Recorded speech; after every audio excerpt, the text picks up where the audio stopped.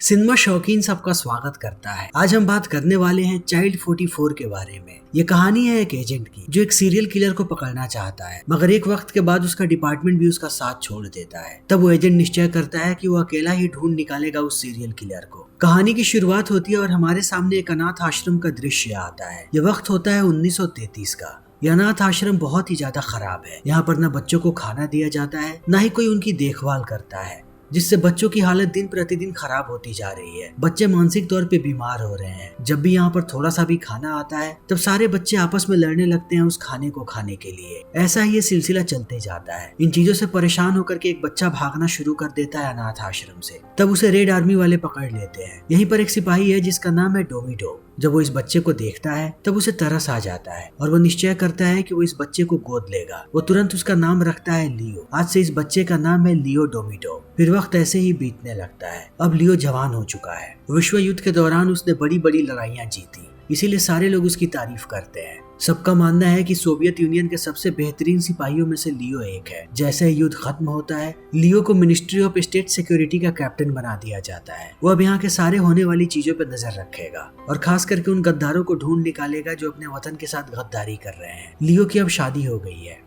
उसकी पत्नी का नाम है राइजा। जल्दी ही लियो को एक गद्दार के बारे में पता लगता है जिसका नाम है ब्रॉडस्की। वो अपनी पूरी टीम को लेकर के पहुंच जाता है उसके घर पे, मगर हर जगह ढूंढने के बाद भी उन्हें ब्रॉडस्की कहीं भी नहीं मिलता। तब लियो जाता है उसके पड़ोसी के पास और उसे पूछताछ करना शुरू कर देता है। उसकी पड़ोसी जानती है कि अगर उसने सच्चाई नहीं बताई तब उसके साथ भी बुरा हो सकता है। वो इन्हें बताती है एक फार्म के बारे में। लियो अपनी टीम को लेकर के पहुंचता है फार्म में। तब उसे एक परिवार नजर आता है। ये परिवार इन्हें देख करके बहुत ही ज्यादा डर जाता है। तब लियो उन्हें समझाता है कि हम यहाँ पर सिर्फ ब्रॉडस्की को ढूंढने आए हैं। तुम लोग हमें बता दो कि ब्रॉडस्की कहाँ पे है, फिर किसी को कुछ भी नहीं होगा। ये लोग बता देते हैं कि वो खेतों के अंदर छुपा हुआ है। तब लियो आगे जाता है ब्रॉडस्की को पकड़ने के लिए। वहीं दूसरी तरफ हम वेस्लीज नाम के एक सिपाही को देखते हैं। वो एक सनकी है। वो तुरंत पूरे परिवार को बाहर निकालता है और उन्हें पीटना शुरू कर देता है। वो सबसे पहले इनके माता पिता को गोली मारता है। दूसरी तरफ हम देखते हैं कि लियो ने ढूंढ लिया है ब्रॉडस्की को। जब तक उसे लेकर के आता है, देखता है कि वेस्ली ने माता पिता को मार दिया और अब वो 2 बच्चियों को मारने वाला है। इस चीज को देखने के बाद लियो भड़क जाता है वेस्लीज पे।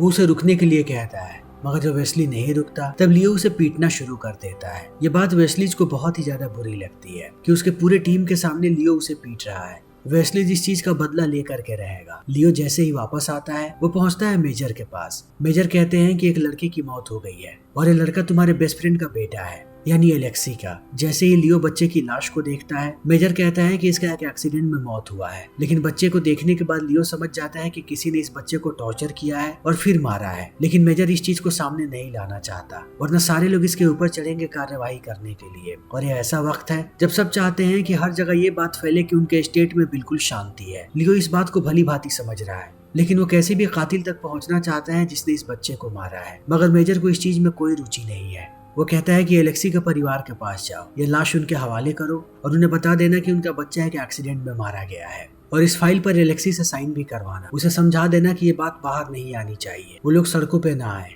उन्हें इस बात को एक्सेप्ट करना पड़ेगा कि ये एक एक्सीडेंट है। इन बातों को सुनने के बाद अब पहुंच जाता है लियो उनके घर पे। यहाँ आने के बाद वो देखता है कि सारे लोग मातम मना रहे हैं। जब वो बताता है कि तुम्हारा बेटा एक्सीडेंट में मरा है, तब उस बच्चे की माँ चिल्लाने लगती है और कहती है कि तुम लोग अंधे हो क्या? तुम लोगों को ये चीज नजर नहीं आ रही कि मेरे बच्चे को किसी ने बेरहमी से मारा है, ये एक एक्सीडेंट नहीं है। तभी एलेक्सी आता है लियो के पास। लियो उसे समझाता है कि अगर तुम लोगों ने इस पे साइन नहीं किया तो मेजर की टीम तुम लोगों को गद्दार घोषित करके गोली मार देगी। अपने बचे हुए परिवार के बारे में सोचो। इन बातों को सुनने के बाद एलेक्सी पेपर पर साइन कर देता है और लियो चला आता है वापस। मगर लियो बहुत ही ज्यादा दुखी है। वो जानता है कि यह गलत है। एक मासूम बच्चे की मौत हुई है। वो कैसे भी उस सीरियल किलर तक पहुंचना चाहता है। अब वो अपनी टीम को कहता है कि वो बच्चे की दोबारा ऑटोप्सी करे। तभी इस बारे में पता लग जाता है मेजर बुलाता है लियो को और उसे कहता है कि ब्रॉडस्की ने अपना कन्फेशन दे दिया। उसने 7 लोगों का नाम लिया है। वो सातों एक स्कूल में पढ़ाते हैं। तुम्हें पता है वो स्कूल कौन सा है? जहाँ पर रेजा भी टीचर है और उन 7 लोगों में से एक नाम रेजा का है। इन बातों को सुनते ही लियो समझ जाता है कि मेजर ऐसा क्यों कर रहा है। उसे पता लग गया है कि लियो ने बच्चे की फिर से ऑटोप्सी करवाई है और वो सीरियल किलर तक पहुंचना चाहता है। इसीलिए मेजर किसी भी बहाने से उसकी पत्नी और उसे फंसाएगा किसी केस में। मेजर कहता है कि इन 7 लोगों को मैं इतनी जल्दी नहीं पकड़ना चाहता। मैं चाहता हूँ कि पहले हम एक इन्वेस्टिगेशन करें। तुम अपनी पत्नी की इन्वेस्टिगेशन करो और जल्दी ला करके मुझे रिपोर्ट दोगे। लियो चला जाता है रेजा को इन्वेस्टिगेट करने। इसी बीच वो देखता है कि रेजा किसी आदमी से बात कर रही है। ये बात लियो को बिल्कुल भी अच्छी नहीं लगती। वो गुस्से में चला आता है घर पे। तभी वेस्ली आता है अपनी पूरी टीम को लेकर के। अंदर आकर के वो हर जगह तलाशी लेता है। जब लियो उससे पूछता है तो वो कहता है कि मुझे रेजा के खिलाफ सबूत चाहिए, इसीलिए मैं घर की तलाशी ले रहा हूँ। 7 लोगों में से एक नाम रेजा का भी है, तुम इस बात को जानते हो। इन बातों को सुनते ही अब सारी बातों को लियो समझ जाता है कि वेस्ली ही इंट्रोगेट कर रहा था ब्रॉडस्की को, इसीलिए उसने जानबूझ के रेजा का नाम डलवा दिया लिस्ट में ताकि वो उसे परेशान कर सके। तलाशी लेकर के जैसे ही वेस्ली यहाँ से जाता है, रेजा भी आ जाती है। उसके आते ही लियो उसे सवाल जवाब शुरू कर देता है। रेजा समझ जाती है कि वो किसी बड़ी मुसीबत में फंसने वाली है, उसे कैसे भी अपनी जान बचानी है। तब वो लियो से झूठ कहती है कि वो माँ बनने वाली है ताकि लियो शांत हो जाए। और अब लियो शांत भी हो जाता है।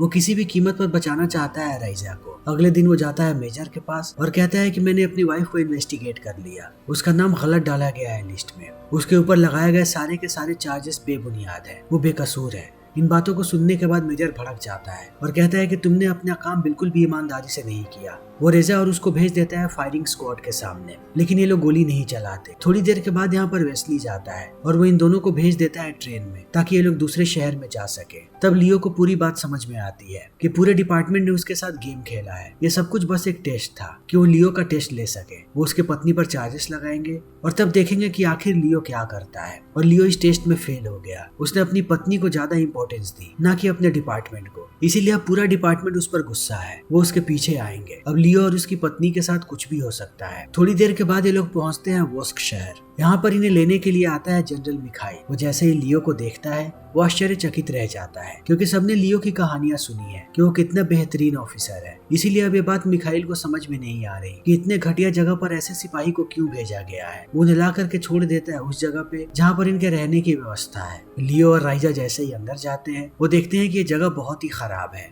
इन सबको अलग अलग काम भी असाइन किया गया है। अगले दिन राइजा जैसे ही काम पे जाती है उसे पता लगता है कि उसे अब साफ सफाई का काम मिला है। वो अंदर से टूटने लगती है। दूसरी तरफ लियो को पता लगता है कि उसे मिखाइल के अंडर में काम करना पड़ेगा। वो पहले एक कैप्टन हुआ करता था, लेकिन अब वो उसके स्टाफ की तरह काम करेगा। ये लोग चले आते हैं कि मर्डर वाली जगह पर। जब वो सारी चीजों को देखता है तो इस बात की पुष्टि हो जाती है कि ये बच्चे एक्सीडेंट से नहीं मर रहे हैं, उन्हें कोई जानबूझ करके मार रहा है। वो ये सारी बातें बताता है मिखाइल को। मिखाइल इन बातों को सुनने के बाद भड़क जाता है और कहता है कि अब मुझे समझ में आया कि तुम यहाँ पर क्यों आए हो। तुम्हारे डिपार्टमेंट ने यहाँ पर तुम्हें क्यों भेजा है। यहाँ पर कोई भी इंसान बाहर नहीं घूमता, सिर्फ मेरे डिपार्टमेंट वाले बाहर घूमते हैं। और तुम लोगों को शक है मेरे डिपार्टमेंट के ऊपर, लेकिन मैं तुम्हें लिख के दे रहा हूँ कि मेरे डिपार्टमेंट में ऐसा कोई भी नहीं है जो बच्चों को मारे। लियो समझाता है कि मेरे डिपार्टमेंट ने मुझे यहाँ पर नहीं भेजा, उन लोगों ने मुझे सजा के तौर पे भेजा है। मैं बस ये चाहता हूँ कि हम दोनों मिलकर के उस सीरियल किलर को पकड़े। मगर मिखाइल उसकी बातों को नहीं सुनता और चला जाता है यहाँ से। दूसरी तरफ हम राइजा को देखते हैं। राइजा जैसे ही काम करके बाहर आ रही होती है उसे कुछ लोग पकड़ लेते हैं। तब हमें पता लगता है कि ये वेस्लीज के लोग हैं और वेस्लीज बात करना चाहता है राइजा से। जब ये दोनों बात कर रहे होते हैं तब हमें पता लगता है कि वेस्लीज प्यार करता है राइजा से। लियो से शादी से पहले ये दोनों एक साथ रहते थे और दोनों एक दूसरे से प्यार करते थे।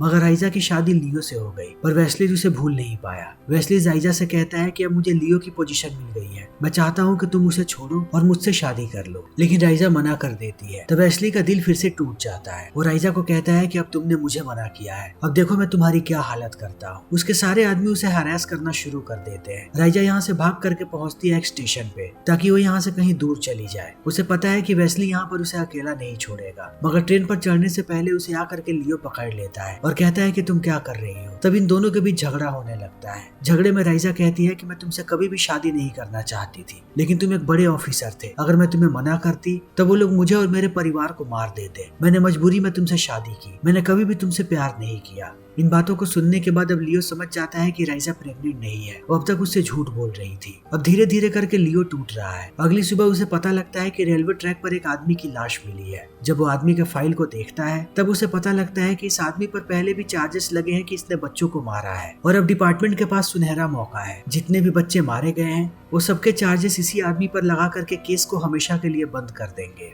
और ऐसा ही होता है। अब धीरे धीरे करके ये केस बंद होने वाला है। मगर लियो सच्चाई को जानता है कि ये लोग क्या करने की कोशिश कर रहे हैं। वो अपनी तहकीकात को आगे बढ़ाने के लिए जाता है रेलवे ट्रैक पर जहाँ पर उस आदमी की लाश मिली थी। तभी वो देखता है कि राइजा यहाँ से भाग रही है, वो दूसरे शहर में जाना चाहती है। लियो उसे रोकता है और कहता है कि हमारे बीच अब तक जो कुछ भी हुआ मैं उसके लिए माफी मांगना चाहता हूँ। मैं चाहता हूँ कि हम एक नई शुरुआत करें। मुझे अब तुम्हारी जरूरत है। मैं चाहती हूँ कि कि तुम मेरी मदद करो। इन बातों को सुनने के बाद राइजा कंफ्यूज हो जाती है और कहती है कि मैं तुम्हारी मदद कैसे कर सकती हूँ। लियो कहता है कि कोई सीरियल किलर है जो एक एक करके बच्चों को मार रहा है, मुझे उसे पकड़ना है और उसे पकड़ने में तुम्हारे मदद की जरूरत पड़ेगी। राइजा मान जाती है। ये दोनों सबसे पहले पहुंचते हैं मिखाइल के पास और एक एक करके सारी बातों को बताना शुरू करता है लियो कि सीरियल किलर ने बहुत सारे बच्चों को मारा है। उसने मेरे दोस्त के बेटे को भी मारा था। जब मैंने उसकी ऑटोप्सी करवाई तब मुझे पता लगा कि उसके बहुत सारे ऑर्गन्स गायब है। इस सीरियल किलर ने सबके साथ यही किया है, वो उनके ऑर्गन्स निकालता है और मार देता है। हमें उसे कैसे भी पकड़ना पड़ेगा। इन बातों को सुनने के बाद मिखाइल भड़क जाता है और कहता है कि तुम्हें क्या बात समझ में नहीं आ रही, तुम यहाँ पर मॉस्को से आ रहे हो। इस बात को तुम जानते हो कि स्टेट डिपार्टमेंट क्या कर रहा है। स्टेट एजेंसी वाले कभी नहीं चाहेंगे कि ये बात बाहर आए। वो इस केस को दबाना चाहते हैं। अगर मैंने कुछ भी मुंह खोला तो वो लोग मुझे भी मरवा सकते हैं। मैं स्टेट के खिलाफ नहीं जा सकता और हमारे पास कोई सबूत भी नहीं है कि हम इस बात को प्रूफ करें। लियो कहता है कि एक सबूत है। जब मेरे दोस्त का बेटा मारा गया था तब उस कातिल को एक औरत ने देखा था। उस औरत ने अगर गवाही दे दी तो हम उस कातिल को पकड़ सकते हैं, मगर वो औरत मॉस्को में है। इन बातों को सुनने के बाद मिखाइल कहता है कि अगर सच में उस औरत ने कातिल को देखा है तो उसे लेकर के आओ। उस औरत का बयान लेने के लिए दोनों पहुंच जाते हैं मॉस्को और सबसे पहले जाते हैं एलेक्सी के पास। एलेक्सी लियो को देख करके भड़क जाता है। तब लियो उसे पूरी बात समझाता है कि आखिर वो यहाँ पर क्यों आया है। वो कहता है कि मैं उस सीरियल किलर को ढूंढ रहा हूँ, अब मुझे तुम्हारी मदद चाहिए। एक औरत ने उस रात किलर को देखा था,